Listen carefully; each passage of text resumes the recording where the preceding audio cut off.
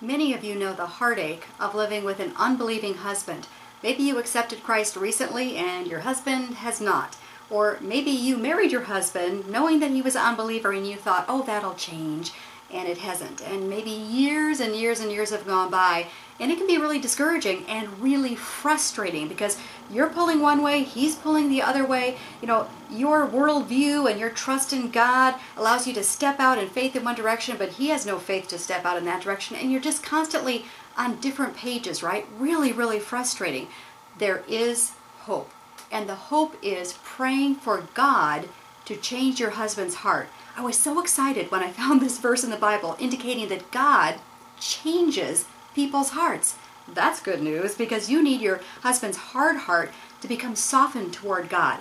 Here is the verse, and here's what I'm going to encourage you to do. By the way, the verse is Ezekiel 36, verses 26 and 27.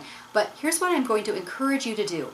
Pray this Bible verse, inserting your husband's name back to God. Make that your prayer.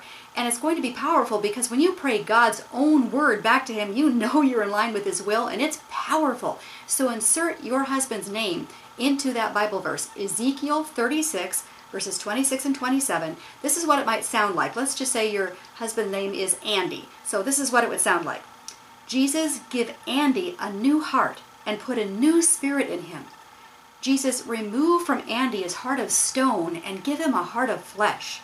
Jesus, put your spirit in Andy and move him to follow your decrees and be careful to obey your laws. That's what it would sound like for you to pray that. But here's the key.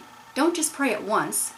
You need to pray persistently, consistently, diligently, earnestly. I know one woman very well who prayed for her husband for 15 years, but he finally did accept Christ. It took her 15 years.